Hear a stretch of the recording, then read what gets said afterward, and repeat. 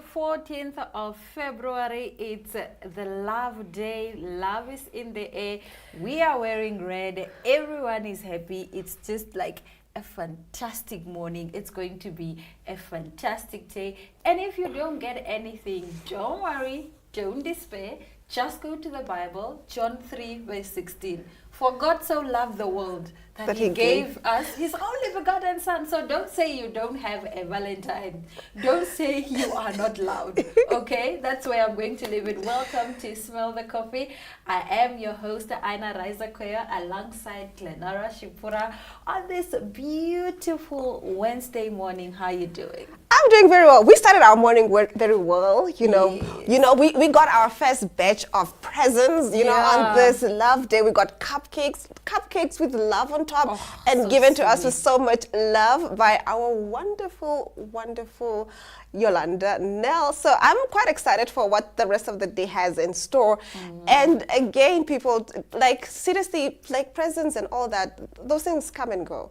You know what I'm saying? So if you don't get anything, it's not the worst thing that can happen. But to be fair, for the people that are giving me presents today, like I'm not taking chocolates and roses only. What else are you taking? A goat or something, guys. Have you seen the economy we're in? You want meat? One thing about Herero people. Meat or a shopping voucher or something. Give me like a grocery shopping voucher. Like a small goat will go a long way. Yeah, do you understand how much roses are? You know what I'm saying? It's true, actually. Like some roses are 800, 1,000 something, 500. That's equivalent to a goat. Exactly. Like guys. A goat you can eat the whole month from the remainder of Feb, and then March you can still. We can survive off of this. You know what the climate is like. You know. You understand. I understand the problems, guys. So I would rather not. You know what? What am I going to do with the flowers? These very expensive flowers. After 2 weeks. Exactly. But with meat, that goat, it will yes, go a long way. That's actually very smart. So guys, please start being creative with the presents. We are tired of the chocolates and the roses. Give us something sustainable, a goat, a cow, you know what I mean? In this time where we are facing food insecurity. Exactly. A grocery shopping voucher, electricity. Do you get what I'm saying? Like, it comes in ways.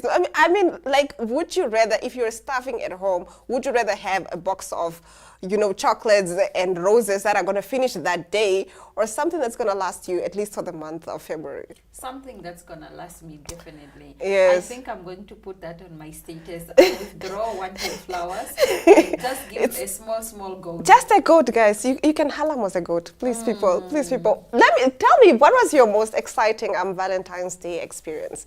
I don't have any Valentine's Day experiences. Why am I always single on Valentine's Day? People only ask me out after Valentine's. What's going on in the world, guys? I think we need to find out. Something is not. There's some juju. There's some juju there. There is some juju there. But honestly, it's crazy. We also share the same predicament. Like I'm either single or the person I'm seeing is not in the country, and you know what I mean? Or they're not just into Valentine's. Exactly. It's just, I've never really had like a full-on Valentine's Day experience. I have had a Valentine's Day experience, but with a friend, not like with a romantic partner. Yeah. Oh, the one Valentine's Day experience that I had was back in high school. I think this guy knows who I'm talking about. So it was, back in high school, we didn't have much going on for ourselves. But then, he wasn't even a boyfriend. I think it was just he had a crush on me. So him and his friend, so the friend had a crush on my friend. So they went and bought KFC and got us fake roses. Guys, we're so grateful. We were so grateful. And KFC back in the days. Yeah, that is sweet. That was sweet, guys. It was really, really sweet. So yeah, that was like our Valentine's Day. We're like bragging about it. So yeah, I think I have had a Valentine's Day experience. So, but you can also show yourself some love. I keep saying, and I can never stretch this enough, show yourself some love. Take yourself out. You don't have to feel bad if no one is celebrating you. You can celebrate yourself. You don't even have to have flowers or chocolate. You can literally cook yourself a good meal and call it a day. No, I actually have been doing that for, you know what I mean? Whether I buy like a nice meal or a nice bottle of something, and then I spent the day by myself. There's a year where I went hiking for Valentine's Day, and then I think afterwards I went to go eat out by myself. I was just like very much, single girl vibes. Nice. So treat yourself, guys. There's no shame in it. You know what I'm There saying? is definitely no shame in it.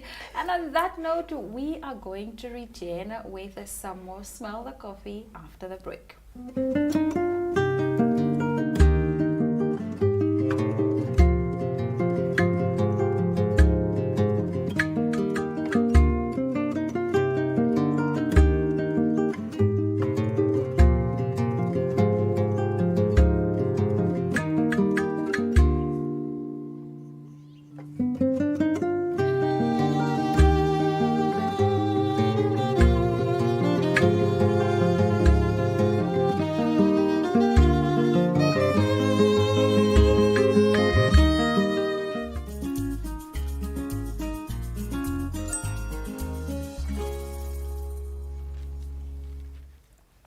All right. All right, getting into our, stories, our bizarre news stories as always. American rapper Kanye West has explained why he flaunts his wife Bianca Censori on social media. According to the Jesus CEO, he posts about his wife on social media because she makes me happy. West, who was responding to criticism that he overly flaunts his wife on social media, added that his wife brings him joy, which he incorporates into his music. He pledges to continue writing about his wife, encouraging anyone who can't accept it to stay off of his social media accounts. In a video message, West said, I'ma post my wife as much as I want. Bro, it makes me happy. Some people don't want you to be happy. They want you to make them happy. I decided to make myself happy, and I am happy with that.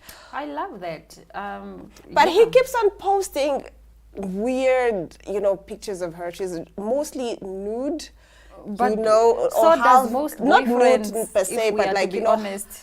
almost semi-naked, you know what I'm saying? Stuff that he would complain about Kim, like if she goes out wearing, too Maybe revealing he's clothes. changed. Why are we And now comparing Bianca to Kim? she's not allowed to dress a certain, it just feels weird. No, but Kanye has moved on from Kim, guys. The standard he had for Kim are not the standards he had for Beyonce. That's just the way it is. That's just how I'm looking at it. Also, it's his wife, bro. Let him post. But it's just like, can he post a fully clothed picture of her, please? That's all I why? want to Maybe see. she doesn't have any. Maybe that's just who she is, and those are just And he's the one who's taking videos of her. She has. And also, most boyfriends, if we are to be honest, they post the most ugliest pictures of their girlfriends or of their wives. So it's just a thing. But can men also explain what is up with that, guys? They will take, and they also take horrible pictures. Can men please explain? Why do you guys do this? You Please. can have a beautiful picture, photo shoot, hair, makeup, you send it to your boyfriend. Your boyfriend is going to send a picture where your crew's hair is going to upload a picture where your crew's hair is showing happy birthday. I'm like, what? Do you see how nice I look today? If somebody takes a horrible picture of me and posts it, I will not understand. Well, I'm happy for Kanye. Kanye, do you, boo? Just do you. Post her if you want. She's your wife. But there is fears that she's being controlled and, like she doesn't have a voice in this relationship. But hopefully it's just really love. She has not said so. Hopefully it's just why love. Are we assuming? Yeah, you're right. If she has not called out for help, we can't help her, unfortunately. Now we move over to our next story. The shooting at Houston Lakewood Church over the weekend was a completely preventable horror, as the woman who opened fire had a notable mental illness but was still allowed to own a gun. Her mother-in-law said, "My daughter-in-law, when she was taking medication for schizophrenia, was a very sweet and loving woman." Wally Carranza, the mother-in-law of the 36-year-old Janice Ivona Moreno wrote on Facebook in a post on Monday. But mental illness is a real illness, and when family members seek emergency protection, they are not doing so for their own sake, but for the sake of the person who is ill. Investigators are still trying to determine why Moreno opened fire with a semi-automatic rifle in the popular mega church on Sunday. 2 people were injured, including Moreno's 7-year-old son, before Moreno was killed by law enforcement. Moreno had been put under an order of emotional detention in 2016. She had a mental health history documented by Houston police, said Christopher Hassing, commander of the Houston Police Department Homicide Division. Carranza, the shooter's mother-in-law, had unsuccessfully petitioned to be declared conservator of Moreno's son Sam in 2022. She said Sam was wounded in the head when off-duty officers shot and killed Moreno at the mega church. Moreno should have never been allowed to own firearms, her mother-in-law said. Texas has no red flag law, also known as an extreme risk protection order law, that would allow authorities to take weapons from a person thought to be in crisis. So yeah, the woman who went to church to go shoot at Joel Osteen's church, it is said that she had a documented mental health history. Yeah, and also a history of also just with run-ins with the police and so forth. So, but also at some point I don't know, maybe I'm judging too much, but. So she didn't kill people on the streets, whatever. She just targeted the church. She just went straight to the church. I mean, and started shooting. So there was nobody. You know what I'm saying? I'm just saying, if it's somebody who's gone crazy, she's gonna shoot everyone on her path to you know what I mean, to get to the church. But she just targeted the church. I don't know. There's just some stuff about. I love Joel Osteen. You know, I used to listen to him, but. I don't know, in 2014, I stand to be corrected, maybe it's 2016, but a couple of years back, they found a stash of cash in the walls of the church. You know, the church did come out and say that they had reported that there was some money missing and that maybe that was part of the money missing, but also how did it end up in the walls of the church? So there's all this like, what's going on there? There's just a question mark there. Some things just don't sit right. No, but we can't blame Joel for people walking in his church and shooting congregants. Like, I don't think he's to blame. And the woman was sick, so maybe it's just she just went there and she saw there are a lot of people. I don't know, actually. My suspicions is she was angry at either the church or what the church was doing, something. Maybe. You get what I'm saying? And then she took it out, on the congregants, which is really unfortunate.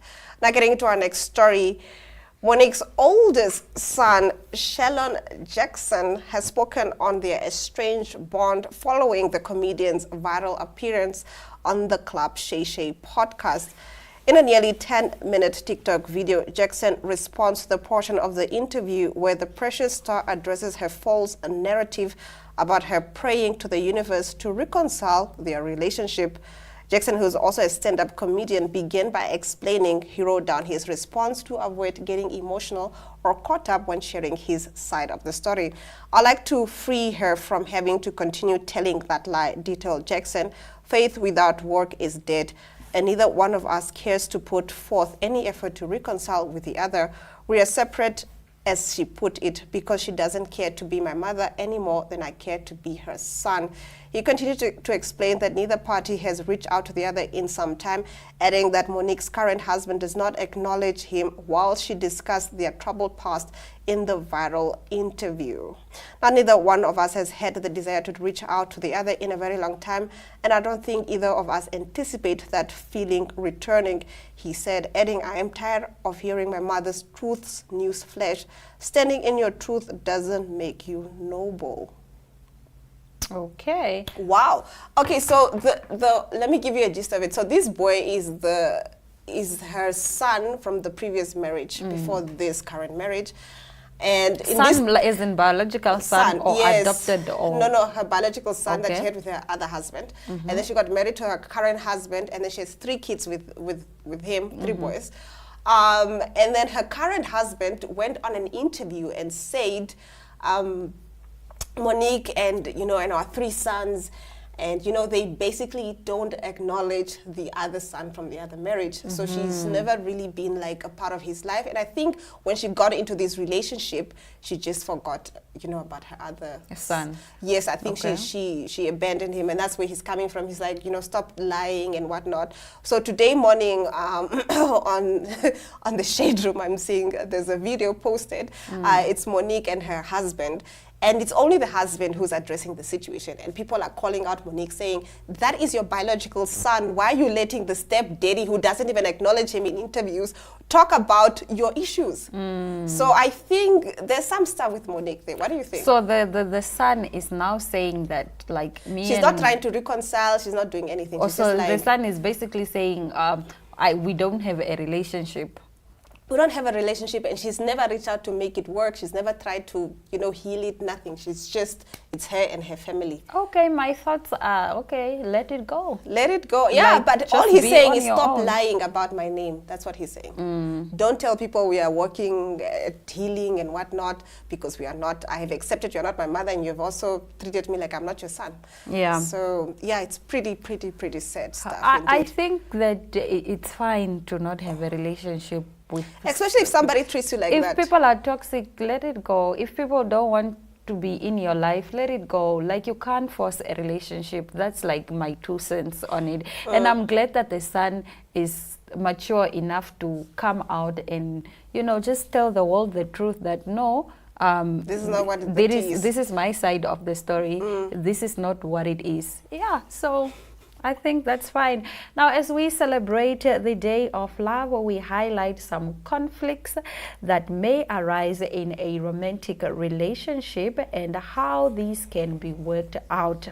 Whether you are in a relationship or single, there is something to learn from Cynthia, a relationship coach who spoke to Diana about boundaries, red flags, infidelity, and healthy communication in a relationship. Have a look.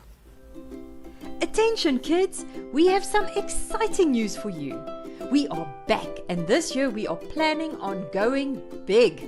So listen up. If you are in grade 3, grade 2, grade 1 or pre-primary, we are bringing your free school workbooks to you soon. This is all you need to know about where you can find your books. Books will be available for free in Republican street sale newspapers and all Namibian Sun newspapers. And for all pre-primary kids out there, your books will be delivered to your school in all 14 regions of Namibia. And there's more. Pre-primary books will also be printed in 9 different languages. Check out when your book will be available from the schedule right here. That's not all. Our free online school is there to help you along the way with video lessons and more books to download.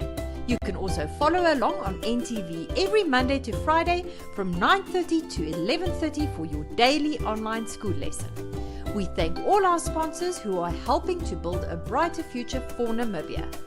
Contact us at info@acdtrust.com and follow us on Instagram.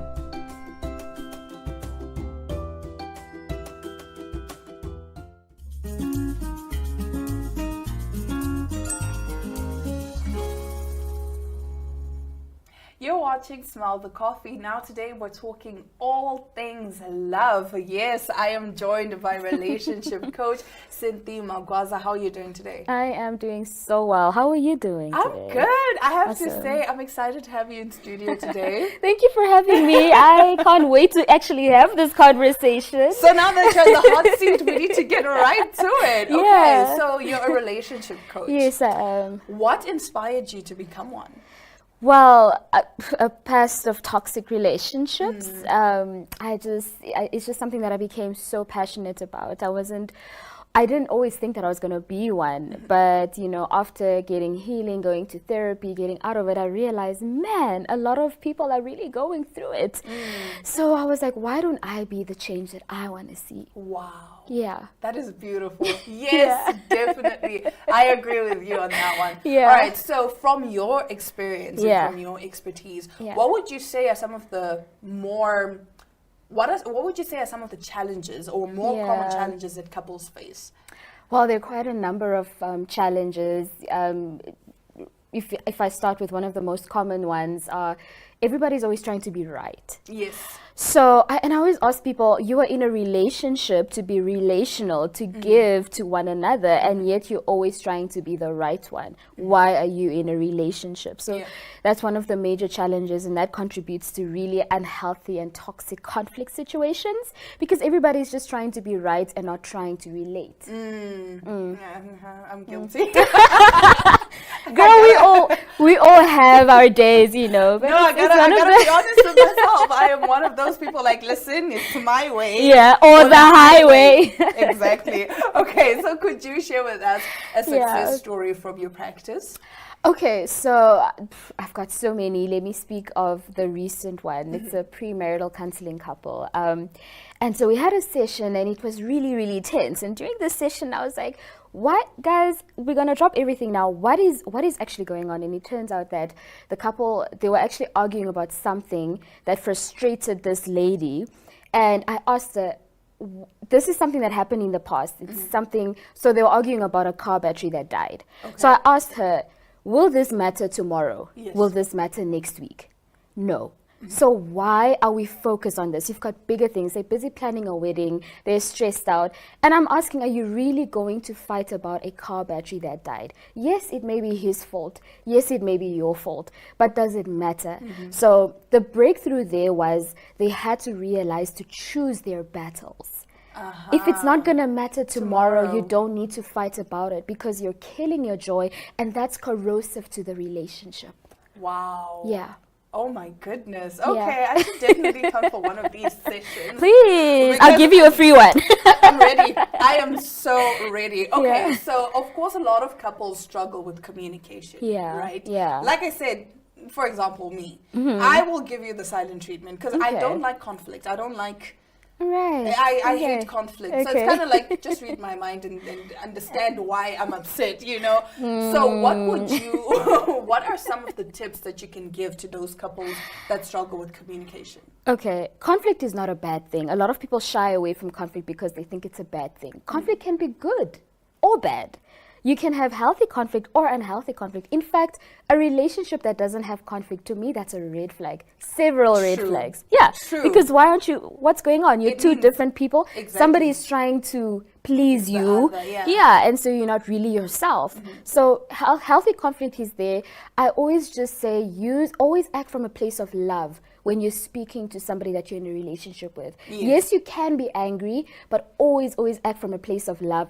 Even when you're angry, don't call them names. If I always say, this is not your enemy. This is your lover. Yeah. How would you speak to your lover?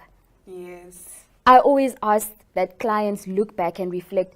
Think about who this person is to you, what they mean to you. So managing your tone as well. We don't need to shout. I always say, yes, you're angry, but just calm down, sit down. Let's talk about it and find a solution. Having a solution-based mindset. It's all up in here.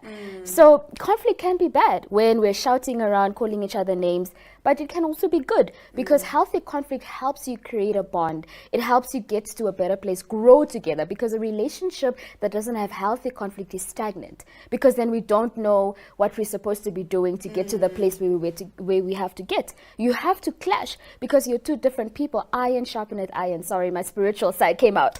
But, simply put, use conflict to build your relationship. That is, I am at a loss for words because really it's a different aspect to look at things. Like you said, if everything is perfect in the relationship, Something that is a red wrong. flag. Yes, because it means one person is compromising themselves Yeah. to please the other Yeah, person. of course. And I like the way you phrased it to say, Yeah. listen, it's so that we need to have that conflict Yeah. to get to where we're supposed to be. Exactly. Because how am I going to know, okay, you don't Yeah. like this? Yes. If I'm just like, okay, Yeah. yeah, yeah. So then we just remain there. So we just remain there, Yeah. we're not moving. Yeah. Okay, so I want to...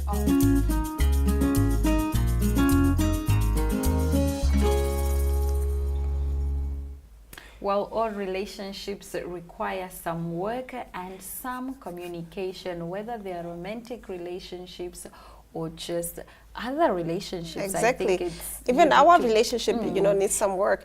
And the rest of that interview will be posted on all our NTV platforms at 4 p.m. today. So do watch out for that. And on that note, it's all our love, all our light, and happy Valentine's Day.